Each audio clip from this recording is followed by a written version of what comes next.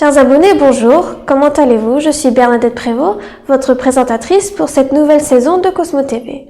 Nous sommes fiers de vous présenter la suite de la 3e saison de Voyage pour les droits des familles multiculturelles, dirigée par le Centre d'aide sociale multiculturelle et parrainée par la Commission anticorruption et des droits civils. Comme vous le savez, nous diffusons nos émissions en 6 langues depuis 2020, puis en 7 en 2021, et nous avons cette année ajouté le chinois, le turc et le russe pour un total de 10 langues. Notre dernière émission, nous vous avons renseigné sur le changement de lieu de travail des travailleurs étrangers. Aujourd'hui, notre 3e émission est destinée aux familles multiculturelles élevant leurs enfants en Corée.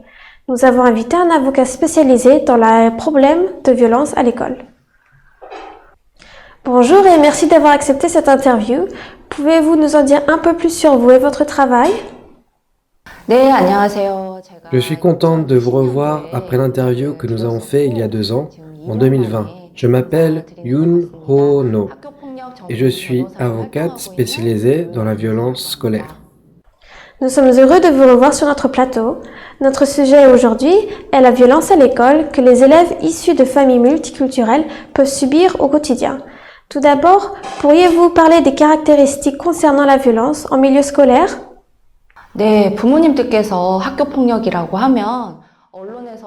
En fait, beaucoup de parents perçoivent la violence à l'école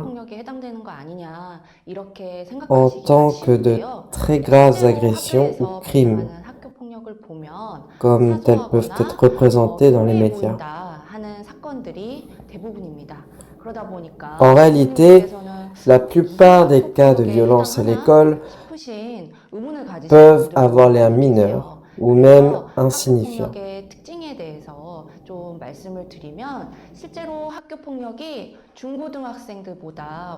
Donc, pour parler un peu des caractéristiques de la violence à l'école, elle est plus fréquente chez les élèves du primaire que chez les élèves du collège ou du lycée.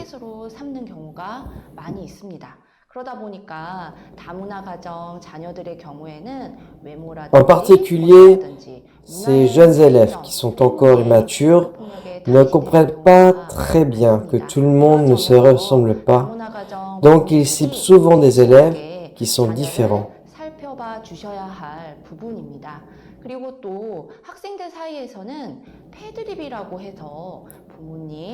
Et c'est pourquoi les enfants de familles multiculturelles sont souvent la target principale.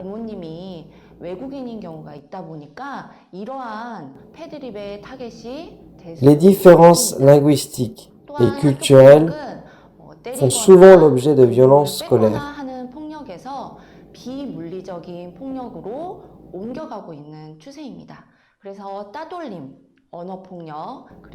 C'est pourquoi il est crucial que les parents de familles multiculturelles veillent attentivement sur leurs enfants.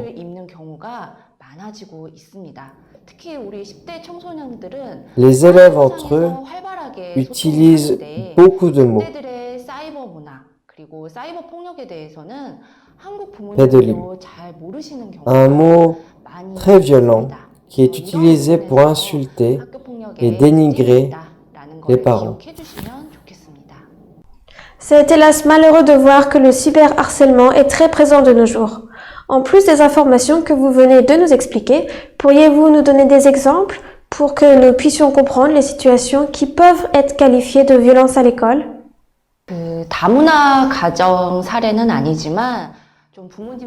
J'ai un exemple qui ne concerne pas en particulier les familles multiculturelles. Mais laissez-moi vous présenter un cas plus facile à comprendre pour les parents. Il y avait un élève de 4e année en école primaire qui venait de l'île de Jeju.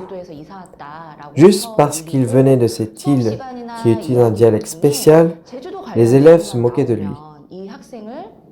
Et c'est pourquoi cet étudiant était très stressé. Puis un jour, pendant le nettoyage de classe, un camarade a commencé à se moquer encore de l'île de Jeju. Cet élève qui subissait depuis trop longtemps ces moqueries n'a pas pu le supporter. Il a alors frappé 3 fois ce camarade avec le balai qu'il tenait.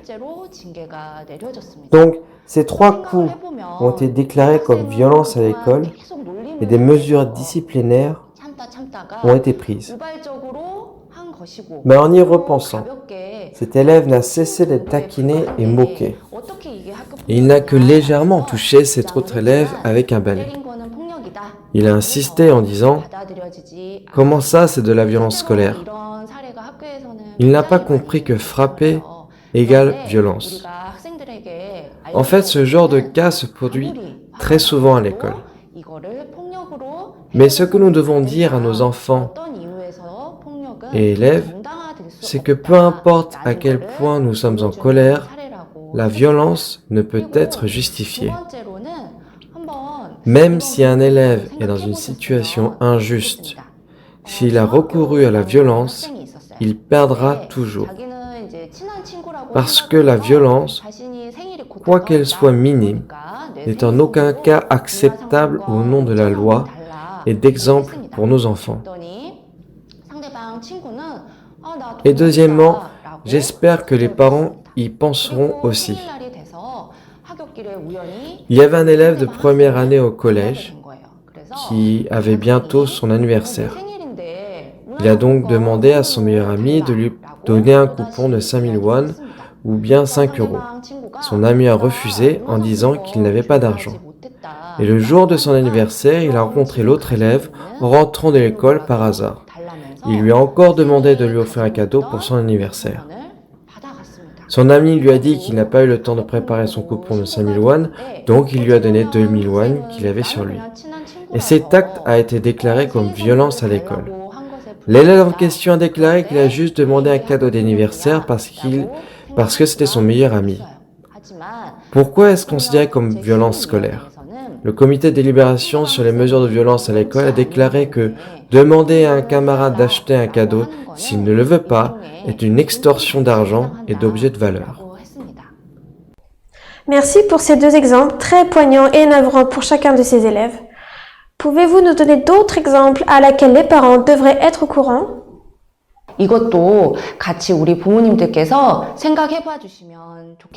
J'aimerais que chaque parent réfléchisse ensemble à ce dernier cas. C'est aussi un événement arrivé entre élèves du collège. L'étudiant A a demandé d'emprunter le téléphone portable de l'étudiant B. Donc B a dit oui. Je peux te prêter mon téléphone portable, mais tu me dois 2000 won par semaine pour l'utiliser. Il a ajouté aussi que si il était pris par un professeur et qu'il confisque son téléphone portable, ils devront payer une amende de 10 000 won. L'élève A a promis de faire et a donc passé un accord ensemble avec l'élève B. Mais l'élève A a été attrapé par le professeur alors qu'il utilisait le téléphone portable. Le téléphone a donc été confisqué et l'élève B a demandé une amende de 10 000 won comme promis. Il a ajouté qu'il y aura un intérêt de 500 won par jour. L'élève A a essayé de payer cette amende et intérêt, mais n'a pas pu, donc a finalement avoué à ses parents sa situation.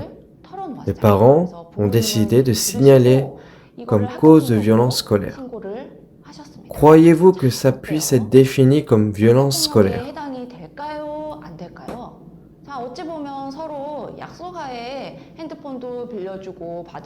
D'une certaine façon, nous versons tous de l'argent et des frais d'utilisation pour les choses quotidiennes de la vie. Donc, est-ce que ça correspond à la violence scolaire? Le comité de délibération sur les mesures de violence à l'école a décidé de prendre des mesures disciplinaires pour extorsion d'argent. L'élève B a dit que c'était injuste et il n'a pas accepté ce jugement. C'est pourquoi B a soutenu qu'il n'a pas forcé A à emprunter son téléphone, mais que les frais d'utilisation et amendes ont été décidés d'un commun accord entre A et B. Mais le tribunal a rejeté cette intervention pour différentes raisons. Déjà, pendant une semaine, l'étudiant a essayé de récolter de l'argent, mais finalement n'a pas réussi et a leur demandé de l'aide à ses parents. De plus, un intérêt de 500 won par jour sur 10 000 won est équivalent à un taux d'intérêt mensuel de 150%. C'est un fardeau économique très pesant sur un collégien. C'est pourquoi cet acte a été conclu comme violence psychologique sur autrui. Merci beaucoup pour ces exemples expliqués en détail. Il semble qu'il y ait des parties difficiles à comprendre en tant que parent issu de familles multiculturelles ou en tant qu'immigrant, parce que certaines situations peuvent paraître presque insignifiantes, mais du point de vue de l'élève, elles peuvent être mentalement et sentimentalement blessantes. Y a-t-il des signes dans le comportement ou bien dans le langage verbal ou corporel d'un enfant victime de violences scolaires que les parents puissent reconnaître? 네, 먼저 우리 자녀가 평소와 다르게 좀 Tout d'abord, vous devez faire attention si vous voyez votre enfant léthargique ou fatigué, ou bien qu'il ne veuille pas aller à l'école ou qu'il demande d'être transféré dans une autre école. Il y a aussi des cas où l'enfant ne veut plus sortir de chez lui par peur de rencontrer des camarades en dehors de l'école. Et les signes pour reconnaître la cyberviolence sont simples. Si l'enfant ne veut pas vous montrer son téléphone, ou, quand vous vérifiez son portable, il devient nerveux, anxieux et essaye de le cacher précipitamment, cela peut être à cause de cyberviolence. De plus, on peut soupçonner que l'enfant subisse des violences à l'école quand il écrit des messages avec des contenus dépressifs ou agressifs. Vous pouvez aussi suspecter la violence scolaire quand votre enfant vous demande souvent de l'argent de poche, ou bien qu'il dit avoir perdu quelque chose d'onéreux et qu'il vous demande de l'acheter de nouveau. Il peut aussi être plus énervé que d'habitude en rentrant à la maison, ou qu'il vous reproche que vos paroles et vos actions sont trop dures. Il faut donc toujours être à l'écoute de votre enfant. Vous m'avez parlé de la victime. Maintenant, j'aimerais changer de question en vous demandant de nous renseigner sur les cas où les enfants issus de familles multiculturelles deviennent des délinquants. Quelles sont les choses que les familles multiculturelles doivent particulièrement payer attention pour leurs enfants? 네, 서두에서 언어 폭력이 많이 발생을 한다. Comme je vous l'ai dit, il y a beaucoup d'usages de violence linguistique au début. Et il est recommandé de demander à vos enfants de faire attention à leur langage.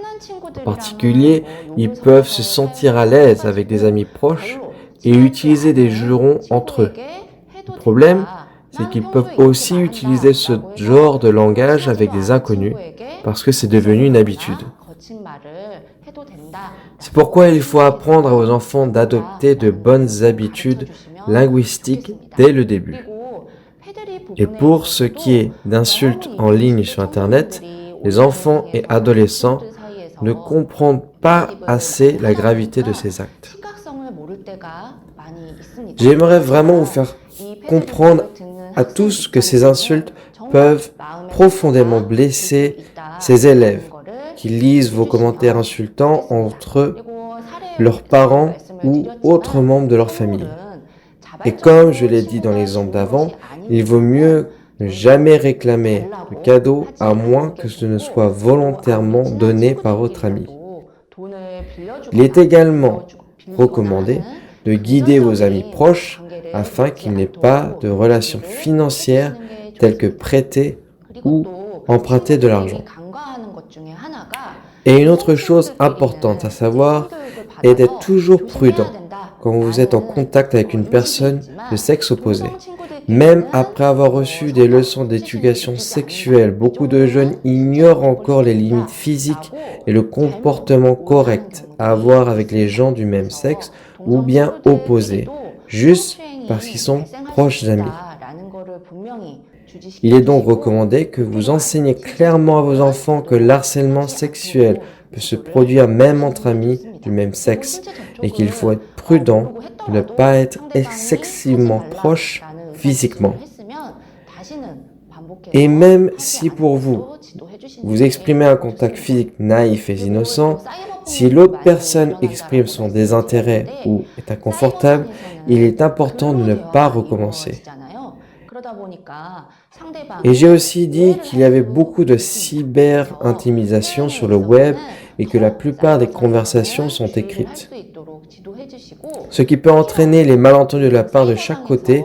Donc en termes d'expression de communication, je vous recommande vivement d'être prudent, surtout que sur Internet, beaucoup de discussions en ligne ne peuvent être effacées. Même hors ligne, bien sûr, il est important d'être prudent, mais particulièrement sur les cyberespaces. Et finalement, quand vous publiez des posts ou des photos sur Internet, souvenez-vous que cela peut blesser une autre personne. C'est pourquoi il faut toujours réfléchir 2 fois avant de faire une publication de texte ou photo. Vous nous avez parlé de problèmes d'insultes, d'argent, de honte sexuelle ou des conflits entre les garçons et filles, ainsi que de cyberharcèlement. Certains de ces problèmes peuvent paraître tellement communs et trop insignifiants pour ces jeunes pour pouvoir en discuter avec un avocat. Et c'est pourquoi cela pousse ces personnes à essayer de régler leurs problèmes par eux-mêmes. Que peut-on faire en tant que famille ou Camille? Oui, il est important que les parents éduquent leurs enfants et fassent de la prévention, avant qu'ils découvrent qu'ils ont été victimes de violences à l'école ou en ligne. Et le moyen d'éviter ce genre de situation est de signaler la violence à l'école et d'informer les écoles et autres établissements scolaires. Il y a des cas où les parents ou élèves hésitent à signaler leurs harceleurs par peur de représailles. Cependant, si vous ne dénoncez pas, vous continuerez à souffrir de vos harceleurs. Ce que je veux dire, c'est qu'en continuant de subir des violences à l'école sans aucune mesure de dénonciation, vos harceleurs se sentiront toujours puissants et pensera que les actions n'entraîneront aucune conséquence ni punition. La seconde étape est qu'il fera d'autres nombreuses victimes. Et comme je dis plus tôt, certains parents pensent qu'il n'y a pas important de signaler ce genre de violence mineure arrivée à l'école. Mais le problème est qu'ils ne comprennent pas assez la gravité des éléments. Même si leurs enfants leur ont parlé, c'est pourquoi résoudre seul ce genre de problème n'est pas une bonne idée. Donc, même s'il y a un accident qui semble insignifiant pour les parents, ils doivent d'abord faire un rapport public à l'école pour que les parents et les professeurs sachent quel est le problème. Et ce n'est pas parce que quelqu'un a rapporté un acte de violence scolaire que des actions disciplinaires sont prises.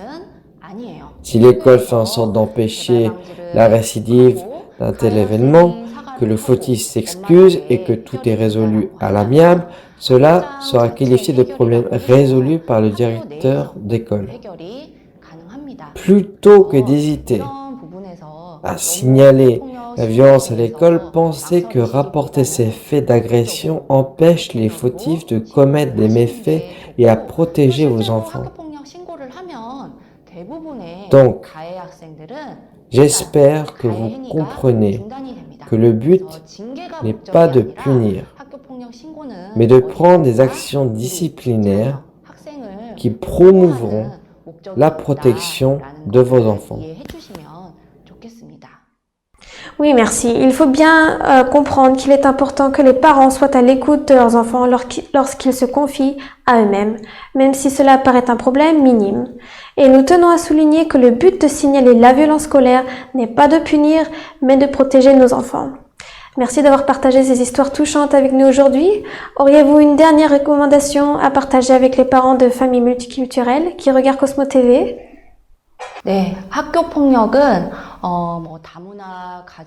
Oui, peu importe si la violence scolaire arrive au sein d'une famille multiculturelle ou non, n'importe qui peut être victime de violences scolaires ou bien en être l'auteur. Donc si vous reconnaissez des signes que votre enfant soit la victime ou l'agresseur, j'aimerais que vous compreniez combien le rôle des parents est important et que vous devez absolument intervenir pour le bien de vos enfants. Merci Madame No de votre témoignage aujourd'hui sur Cosmo TV. N'hésitez pas aussi à encourager notre chaîne. 네, 코스모스 TV. Bien sûr, n'oubliez pas d'appuyer sur le pouce bleu et de vous abonner. Merci. Merci beaucoup Yoon Ho-no qui nous a gracieusement renseigné sur les problèmes de violence scolaire. Merci beaucoup d'avoir pris le temps de nous accorder cette interview malgré votre emploi du temps chargé. Chers téléspectateurs de Cosmo TV, il puisse sembler évident pour des parents multiculturels de penser que leurs enfants coréens s'intègrent facilement au milieu scolaire, mais il est nécessaire d'observer et d'analyser de plus près ce que vous disent vos enfants. Nous avons aujourd'hui traité du sujet de la violence scolaire et du lien avec les enfants issus de familles multiculturelles. Nous préparons pour la prochaine fois un contenu essentiel pour les familles multiculturelles dans la saison 3 du voyage des droits des familles multiculturelles. N'oubliez pas d'appuyer sur le pouce bleu et de vous abonner et on se voit très bientôt sur Cosmo TV. 사랑합니다.